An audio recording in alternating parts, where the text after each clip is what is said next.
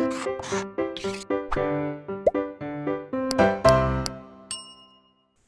Students, blueprint detail में आपका स्वागत है बच्चों। मैं आपका physics teacher Anuj Sharma. Student, जैसा कि आप जानते हैं कि हमारी जो नया टॉपिक चल रहा है बच्चों, वो है विद्युत चुंबकीय तरंगे। और इसमें हम बच्चों काफ़ी आगे तक आ चुके हैं। इसमें जो पिछली क्लास में मैंने आपको बताया था बच्चों, वो सबसे इंपॉर्टेंट एक डेरिवेशन बताया था कि विद्युत चुंबकीय तरंगों की जो प्रकृति होती है बच्चों, ट्रांसवर्स नेचर की होती है, यानी अनुप्रस्थ तरंगें होती हैं। ठीक है, उसका मतलब आपको अच्छी तरह समझ में आ गया था बेटा। अब बच्चों, आज मैं आपको बताने जा रहा हूँ कुछ ऐसी बातें जो विद्युत चुंबकीय तरंगों को बिल्कुल हर तरीके से समझाने में हेल्प करती हैं। जैसे सबसे पहले कौन से वैज्ञानिक थे जिन्होंने बच्चों विद्युत चुंबकीय तरंगें बनाई थी, और या जिन्होंने जिस तरह से उन्हें उपयोग किया था। ठीक है बच्चों, तो सबसे पहले जो विद्युत चुंबकीय तरंगें बनाने वाले थे बच्चों, होते हर्ट्ज। हर्ट्ज का प्रयोग हम पढ़ेंगे। इसमें बहुत इंटरेस्टिंग बातें हम देखेंगे कैसे हर्ट्ज ने उसको प्रयोग किया था। हालांकि उसके बाद हर्ट्ज उसका बहुत ज़्यादा यूज नहीं कर पाए थे बच्चों। तो उसके बाद जो दूसरे साइंटिस्ट आए थे वो आए थे मार्कोनी। तो मार्कोनी ने जब इसका प्रयोग किया था, तो उसके बाद आप ये समझ सकते हैं कि जो संचार हमारी जो प्रणाली है उसमें एक बहुत बड़ा रिवॉल्यूशन आ गया था। और इसके बाद बच्चों, आज मैं आपको बताने वाला हूँ मोस्ट इंपोर्टेंट क्वेश्चन, जिसमें आपको 1 या 2 नंबर के क्वेश्चन जरूर आएंगे बेटा। और वह है संपूर्ण विद्युत चुंबकीय तरंगों के स्पेक्ट्रम का वर्गीकरण, यानी जितने भी तरीके की वेवलेंथ होती है उनके क्या क्या यूज हैं, कैसे उत्पन्न हो सकती है, उनकी क्या क्या प्रकृति है, ये सब करके। ठीक है बेटा, तो एक एक करके मैं आपको चीजें बताता जाता हूँ, आपको समझना है और फिर उसको एग्जाम के लिए तैयार करना है। ओके, तो बच्चों सबसे पहले मैं आपको एक डायग्राम बताता हूँ बेटा, जो हर्ट्ज ने यूज किया था। और एक छोटा सा डायग्राम है उन्होंने जो अपने लैब में उसको बनाया था। बच्चों, उन्होंने इसमें 2 धातु की प्लेट ली थी, जो आप देख रहे हैं इस प्रकार से, और एक का नाम रखा था P1 और एक का P2। ठीक है बेटा, और इनको बच्चों एक तार से इन्होंने जोड़ दिया था।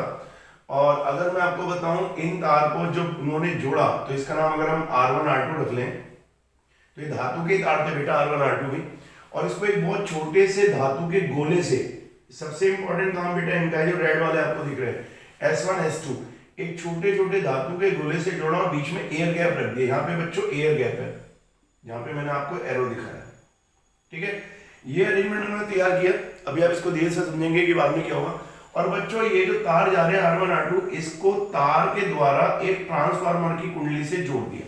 ठीक है, ट्रांसफार्मर की कुंडली से जोड़ने का मतलब यह है बच्चों कि हम कह सकते हैं यहाँ पे उन्होंने एक प्रेरण डिवाइस लगा दी, जो कि ट्रांसफार्मर एसी सोर्स पे काम करता है, और इसको उन्होंने बहुत हाई वोल्टेज देनी थी, तो उन्होंने इस पर ट्रांसफार्मर लगाया।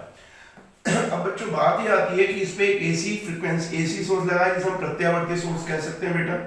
एसी सोर्स अगर किसी को समझ में बाय चांस नहीं आता है तो उसे हम प्रत्यावर्ती स्रोत कहते हैं, प्रत्यावर्ती स्रोत। बच्चों, काम की बात ये थी कि उसकी फ्रीक्वेंसी बहुत ज्यादा ली उन्होंने, और बच्चों उसकी जो वोल्टेज थी वो 10,000 वोल्टेज लगाई। ठीक, अब बच्चों होता क्या है, अगर आप इसमें देखें तो जैसे ही इतनी हाई वोल्टेज प्राइमरी कॉइल से सेकेंडरी कॉइल से होती हुई इन तारों पे जाएगी। ठीक है बेटा, और तुरंत ये जो प्लेट होंगी बच्चों, ये आवेशित हो जाएंगी।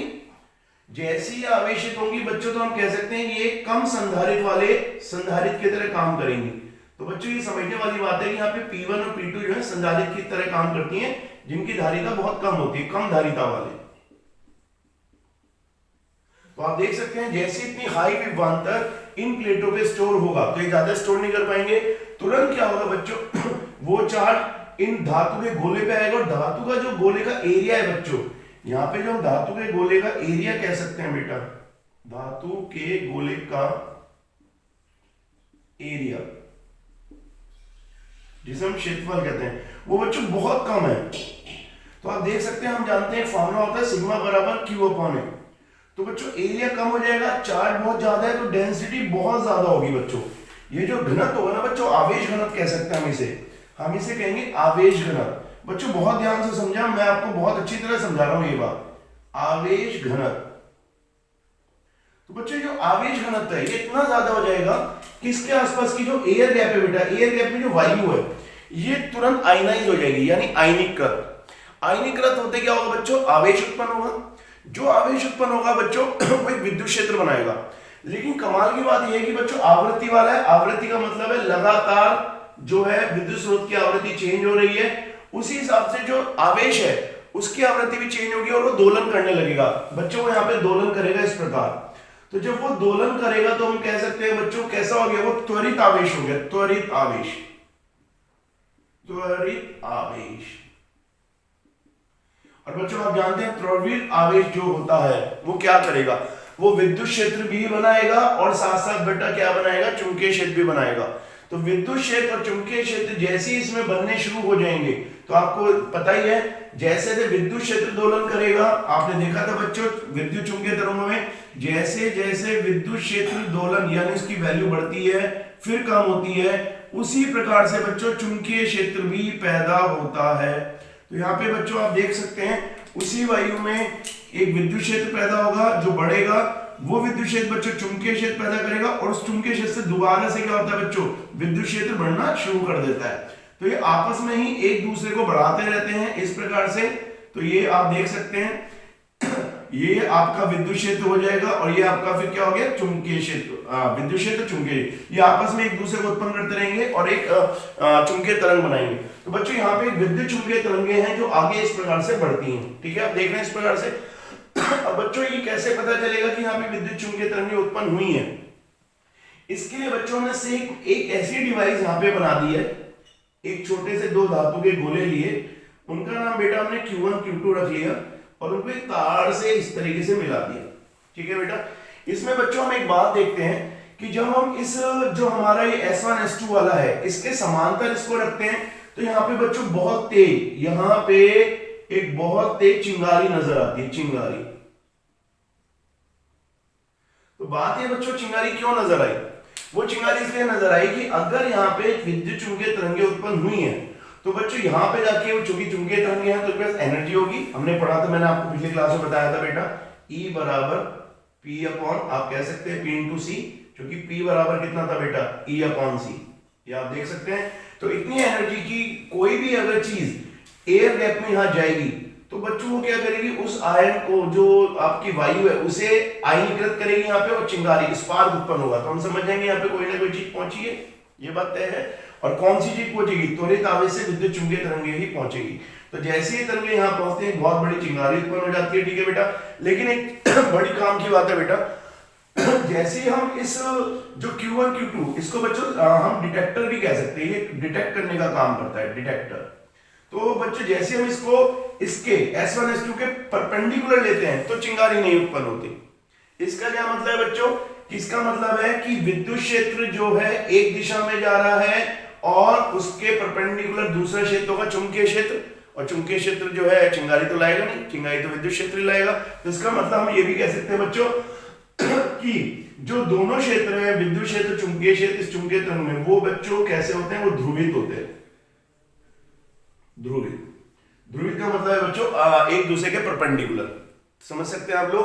तो ये इस तरह से विद्युत चुंबकीय तरंगें उत्पन्न होती हैं। अब मैं आपको इसके आगे की एक बड़ी इंपॉर्टेंट चीजें बताऊंगा कि कैसे इसकी फ्रीक्वेंसी निकालेंगे और एक्सेट्रा। ओके बेटा, अब बच्चों मैं आपको बताऊंगा कि विद्युत चुंबकीय तरंगें हैं तो इनकी आवृत्ति क्या होगी बेटा, ठीक है। तो बच्चों मैं आपको बताऊंगा कि जो विद्युत चुंबकीय तरंगें हैं या ये कितनी दूर तक गई थी, कितनी दूर तक जो है हर्ट्ज से भेज पाए थे। तो बच्चों एक चीज मैं बताता हूं, यहाँ पे जो उच्च आवृत्ति लगाई थी उन्होंने वो लगाई थी 5 × 10⁻⁷ हर्ट्ज, इतनी उच्च फ्रीक्वेंसी का उन्होंने आवृत्ति का स्रोत लगाया था बेटा, ठीक है। अब बच्चों बात ये आती है कि इसकी फ्रीक्वेंसी का फॉर्मूला क्या होना चाहिए।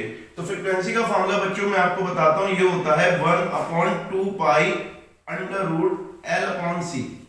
आप 1/2π √L/c, ये बेटा, ठीक है। आप कहेंगे फॉर्मूला कैसे, यहाँ पे कौन कौन इंडक्टर है कौन कैपेसिटर है। तो मैं आपको बताता हूं बेटा, ये जो प्लेट से जोड़ा गया है, ये प्लेट है, प्लेट को तार से जोड़ा गया है बच्चों प्राइमरी कॉइल से। ये आप देख रहे हैं ये एक प्रेरक का काम करेगी। तो बच्चों ये जो प्लेट है एक कम धारिता वाले संधारित्र की तरह काम करती है, ये कॉइल हो गई सेकेंडरी। तो बच्चों ये और ये मिलके एक LC सर्किट बनाती है, ये आप देख रहे हैं। तो जो इस कॉइल का L होगा बच्चों वो भी नियत होगा और जो इस प्लेट का C होगा वो भी कांस्टेंट होगा।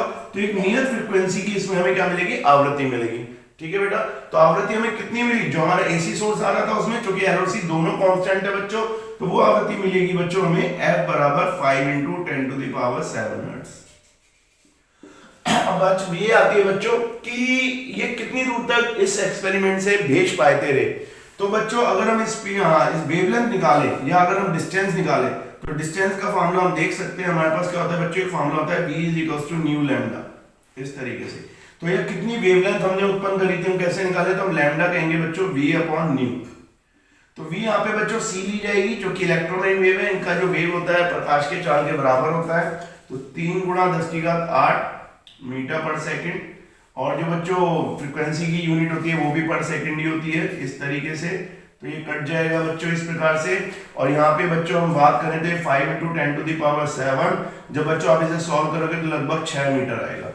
तो बच्चों इसका मतलब जो वेव उत्पन्न हुई थी उसकी जो वेवलेंथ उत्पन्न कर पाए थे वो 6 मीटर की कर पाए थे। ठीक है बेटा। और एक चीज मैं आपको बता ही दूं कि इलेक्ट्रोमैग्नेटिक वेव अनुप्रस्थ तरंगें होती हैं, ये भी उन्होंने देखा था। जब वो इसको समांतर लगाते हैं तो चिंगारी उत्पन्न होती है, जब वो इसको परपेंडिकुलर लगाते हैं यानी क्षैतिज तल में, जब ये ऐसे हो जाएगी, ऐसे है तो कैसे हो गई बेटा, इनके समांतर हो गई पर परपेंडिकुलर प्लेन में हो गई। जब ऐसे हो गई तो इसके तो परपेंडिकुलर हो जाएगी और इसके क्षैतिज तल में हो जाएगी। ठीक है बेटा। तो उस टाइम पे कोई भी चिंगारी उत्पन्न नहीं होती है क्योंकि वहां पे चुंबकीय क्षेत्र होगा। तो इसका मतलब विद्युत क्षेत्र चुंबकीय क्षेत्र दोनों एक दूसरे के लंबवत होते हैं। ठीक है। तो इससे पता चलता है कि ये एक अनुप्रस्थ तरंग है। तो ये बच्चों एक हर्ट्ज का एक्सपेरिमेंट था। इसको बच्चों बहुत दूर तक नहीं भेज पाए थे इन तरंगों को हर्ट्ज। तो इसके बाद मार्कोनी ने जो करा था उसके बाद बहुत अच्छा एक्सपेरिमेंट करा था, वो भी मैं आपको बताता हूँ। ओके। तो बच्चों मार्कोनी के प्रयोग में कोई डायग्राम हमें नहीं पढ़ना, तो हमें सिर्फ उसका एक पॉइंट देखना है कि उन्होंने हर्ट्ज के एक्सपेरिमेंट में क्या चेंजेस लाए।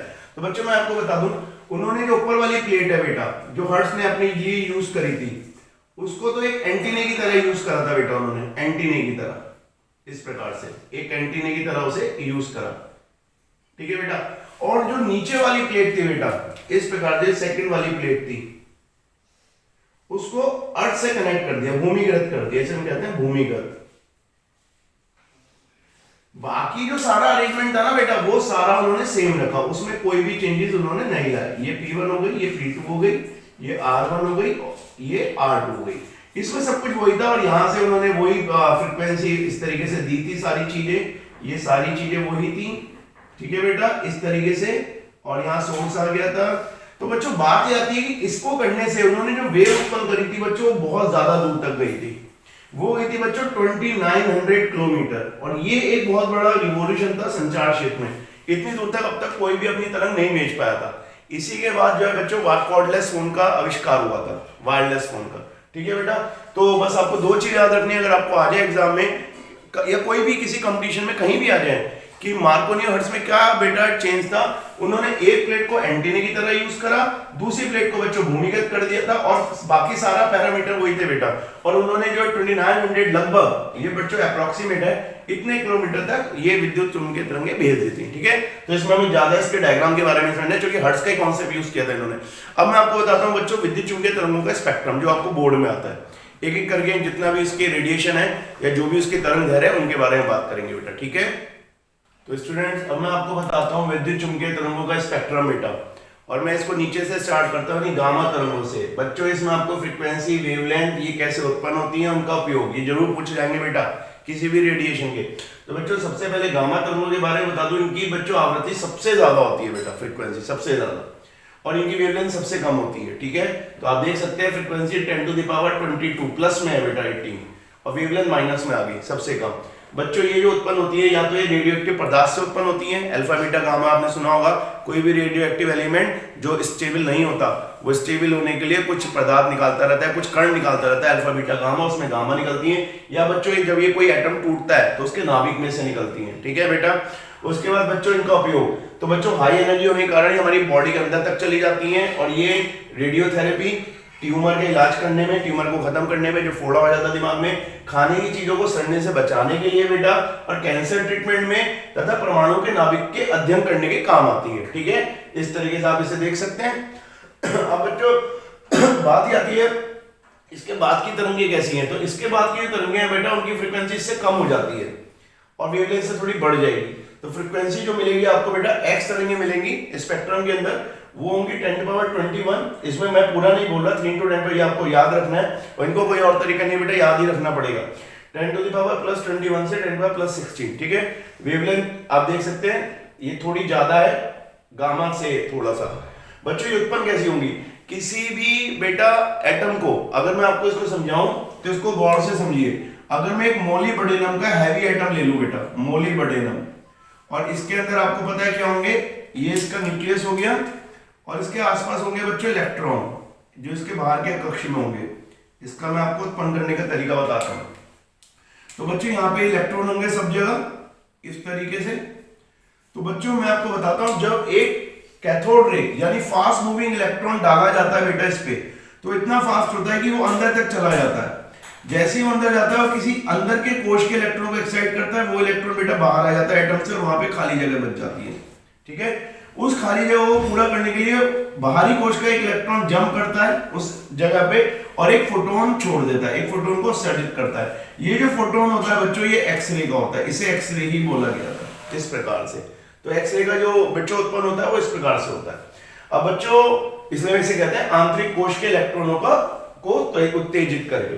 बच्चों इसका यूज एक तो सबसे ज्यादा जानते हैं एक्सरे करना, किसी की अगर हड्डी टूट जाती है या कोई प्रॉब्लम होती है तो एक्सरे सबसे पहले करवाते हैं, तो मेडिकल विज्ञान में इसका यूज है। दूसरा बच्चों धातु की चादर में दरार पता करना, जब बहुत बड़ी बड़ी स्टील की धातु की चादर होती है तो बच्चों इसमें मैं आपको बता देता हूं थोड़ा सा, जिन धातुओं में कहीं बनाते समय मैन्युफैक्चरिंग फॉल्ट यानी कहीं दरार आ जाती है बेटा इस प्रकार से, तो उसमें एक तरफ से एक्सरे को छोड़ा जाता है। तो एक्सरे की खास बात यह है कि बच्चों अगर मीडियम सेम है तो वो सीधी निकल जाएंगी जैसे यहां से, लेकिन अगर जैसी मीडियम चेंज होगा, अगर वो यहां से जा रही है, यहाँ पे वायु आ गई बेटा, यहाँ पे वायु है, तो बच्चों तुरंत क्या होंगी, परावर्तित हो जाएंगी और यहाँ डिटेक्टर लगाओ उसे डिटेक्ट कर लेंगे तो हम समझ जाएंगे इसमें फॉल्ट है। तो इस तरह से दरार पता करने के काम आता है। दूसरा बच्चों क्रिस्टल के अध्ययन को करने के लिए भी काम आता है, जिसे ब्रैग ने यूज किया था। ब्रैग एक साइंटिस्ट थे, आगे जाके आप पढ़ेंगे, तो इसमें आप एक्सरे का इसको इस प्रकार से कर सकते हैं। ठीक है बेटा। तो बेटा अब हम बात करेंगे आगे का जो हमारा विद्युत स्पेक्ट्रम होगा बच्चों, पराबैंगनी। तो पराबैंगनी में बेटा देख लो आप, फ्रीक्वेंसी थोड़ी सी कम होती जा रही है और वेवलेंथ अब बढ़ती जा रही है। तो बच्चों इसकी फ्रीक्वेंसी 10⁻70 से 10⁻14 है, वेवलेंथ 10⁻10 से 10⁻7। ठीक है। अब बच्चों जो ये कहां से उत्पन्न होती है, तो बच्चों किसी भी गर्म चीज से, यानी जो भी कोई बहुत गर्म चीज होगी वेरी हॉट, उससे पराबैंगनी इंफ्रारेड रेडिएशन निकलता है बेटा। धूप में हम खड़े हो जाए वहां पे भी हमें पराबैंगनी मिलता है, और अगर हम एक गर्म तवा देखें वहां से भी हमें मिलता है। तो कोई भी हॉट बॉडी से हमें अल्ट्रावायलेट रेज मिलती हैं। अब बच्चों इसका यूज क्या करेंगे, तो इसका यूज है बच्चों सर्जरी के उपकरणों को शुद्ध करने में। जो भी ये जिनके ऑपरेशन होते हैं उनको एक ऐसी जगह उस बॉक्स में गया था इसमें अल्ट्रावायलेट हो। और बच्चों अल्ट्रावायलेट का एक और यूज है पानी के शुद्धिकरण में भी। आप देखना जो भी आपके प्यूरिफायर होता है उसमें अल्ट्रावायलेट यूवी रेडिएशन लिखा रहता है। और बच्चों बैक्टीरिया को मारने में, तो जो भी इसलिए प्यूरिफाई करते हैं पानी को जिससे बैक्टीरिया को मार देती है। तीसरा बच्चों बर्गलर अलार्म में, एक सिक्योरिटी अलार्म होता है जो घरों में लगाया जाता है, उसमें यूज होता है, इसमें आपको ज्यादा जाना नहीं है। दूसरा बच्चों फिंगरप्रिंट्स पता करने में, जो भी फिंगरप्रिंट्स को पता कराता है उन पे यूवी रेडिएशन छोड़ा जाता है और इन फिंगरप्रिंट्स को पता करते हैं। और इसके बाद का जो स्पेक्ट्रम है बच्चों, इसमें जो रेडिएशन है वो है दृश्य विजिबल लाइट। ये तो आप सब जानते हैं, इसकी फ्रीक्वेंसी और कम होती जा रही है और वेवलेंथ बढ़ती जा रही है, माइनस में कम होने का मतलब बढ़ना। ठीक है, तो आप याद करेंगे इसका तो एक ही तरीका है, वो है जो आवृत शेल होते हैं बच्चों, वैलेंस इलेक्ट्रॉन, उसके इलेक्ट्रॉन को उत्सर्जित करके विजिबल स्पेक्ट्रम या विजिबल रेडिएशन बनाते हैं। ठीक है, इसके बाद बच्चों इसका उपयोग तो एक ही कहेंगे हम लोग वस्तुओं को देखने में। ये पूरी दुनिया में अगर विजिबल स्पेक्ट्रम नहीं होता है, हमें ये वाली जो तरंगे हैं बेटा, ये होती है बच्चों बैंगनी जो होता है हमारे पास बैंगनी कलर, और बच्चों ये होता है लाल कलर, और सारे बाकी कलर्स के बीच में होता है विबग्योर जो आप पढ़ते हैं। तो बच्चों इससे हम वस्तुओं को देखने में हमें हेल्प मिलती है। ठीक है बेटा, तो इस प्रकार से अब आगे के हमारे 2 रेडिएशन बचे उसे भी कर लेते हैं और फिर हमें ये फिनिश हो जाएगा। तो बच्चों अब जो हमारे पास बच्चों रेडिएशन है, जो तरंगे हैं वो है बच्चों एवरेज तरंगे, इन्हें इंफ्रारेड भी बोलते हैं बेटा। तो इंफ्रारेड की जो फ्रीक्वेंसी है वो कम होती जाएगी और बच्चों वेवलेंथ अब और बढ़ती जाएंगी। ठीक है, ये आप देख सकते हैं 10⁻40 से 10⁻11 फ्रीक्वेंसी कम हो गई और निगेटिव में वेवलेंथ कम हो रही है, इसका मतलब बढ़ रही है। बच्चों ये उत्पन्न कहां से होती है, बच्चों ये भी किसी भी गर्म वस्तु से उत्पन्न होती है या परमाणु के कंपन से। जब भी परमाणु कंपन करते हैं इंफ्रारेड रे प्रोड्यूस होती है। बच्चों ये कहाँ यूज होती हैं, तो बच्चों ये जिनके पैरों में कोई दर्द मोच वगैरह आ जाती है उसमें फिजिकल थेरेपी में यूज होती हैं, या फिर बच्चों जो पहाड़ों पे, जहाँ पे ऐसे देश जहाँ पे ठंड बहुत ज्यादा पड़ती है वहाँ पे ग्रीन हाउस इफेक्ट यूज करते हैं, जो आपने छोटी क्लास में पढ़ा होगा। वहाँ पे एक ग्लास का चैम्बर बना के उसके अंदर पेड़ पौधे रखे जाते हैं और इंफ्रारेड वहाँ पे उत्पन्न होती है जिससे गर्मी उत्पन्न हो सके। ठीक है बच्चों, ये टीवी वगैरह के रिमोट में काम आती है और फोटोग्राफी में भी यूज होती है। ठीक है, तो आप ये देख सकते हैं। इसके बाद बच्चों अगला रेडिएशन आता है माइक्रोवेव का। तो माइक्रोवेव जो होती है बच्चों, उसकी जो फ्रीक्वेंसी होती है वो होती है 10⁻11 से 10⁻19 और इसकी वेवलेंथ बच्चों और बढ़ जाती है। ठीक है, अब बच्चों इसका यूज क्या होता है, तो मैं आपको बता दूं कुछ ऐसे क्रिस्टल होते हैं क्वार्ट्स वगैरह के, जिनमें अगर प्रत्यवर्ती धारा लगाई जाए तो बच्चों कंपन करने लगते हैं। उन कंपन करने से उनकी जो बच्चों लेंथ है या उनकी चौड़ाई है वो कम ज्यादा होती है, और उसकी वजह से बच्चों जो तरंगें उत्पन्न होती हैं बच्चों से माइक्रोवेव कहते हैं। और ये जो फिनोमिना कहलाती है इसे क्लिस्ट्रॉन या मैग्नेट्रॉन के नाम से कहा जाता है, और इसका उपयोग आप जानते हैं रडार प्रणाली में होता है। और इस वजह से क्योंकि ये इसकी तरंग दैर्घ्य बहुत कम होती है, तो बच्चों ये पूछा जाता है बहुत बार कि इसका डिफ्रैक्शन नहीं होता, यानी इसके अंदर विवर्तन नहीं होता है, तो ये बिल्कुल सीधी चलती है स्ट्रेट पाथ में। और दूसरा है बच्चों बहुत हम कह सकते हैं लॉन्ग डिस्टेंस के जो संचार माध्यम होते हैं, जैसे जियो स्टेशनरी सैटेलाइट होता है बेटा, कृत्रिम उपग्रह, उसमें भी ये यूज की जाती है। इस प्रकार से माइक्रोवेव यूज होती है। अब मैं आपको लास्ट का एक रेडिएशन और बता देता हूँ, फिर हमारा ये कंप्लीट हो जाएगा। तो बच्चों सबसे लास्ट का जो रेडिएशन है वो है रेडियो तरंगे। तो रेडियो तरंगे में बच्चों ये आज के हमारे संचार माध्यम में सबसे ज्यादा यूज होती हैं। इनकी जो फ्रीक्वेंसी होती है बच्चों बहुत कम हो जाती है और वेवलेंथ बहुत ज्यादा हो जाती है, ठीक है बेटा। तो इनका जो यूज, इनको कैसे उत्पन्न करते हैं, तो ये आपने एसी सर्किट में पढ़ा था, रेडियो तरंगे उत्पन्न होती है बेटा एलसी कंपन से, एलसी सर्किट से, आप जानते हैं। और इनका यूज होता है बच्चों जहां भी वायरलेस कम्युनिकेशन, जो भी आपके आजकल मोबाइल सर्विस चल रही है, जहां भी हमें तार का यूज नहीं करना, वो बच्चों वायरलेस संचार में यूज होता है, और एएम वेव संचार में भी होता है, एम्पलीट्यूड मॉड्यूलेशन बच्चों।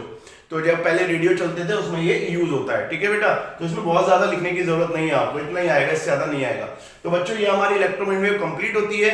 मैं उन बच्चों को धन्यवाद करना चाहता हूं जो बहुत लंबे समय से हमारे साथ जुड़े हुए हैं, और आशा करता हूं कि उनको उनके एग्जाम के लिए हेल्प मिली होगी, ठीक है बेटा।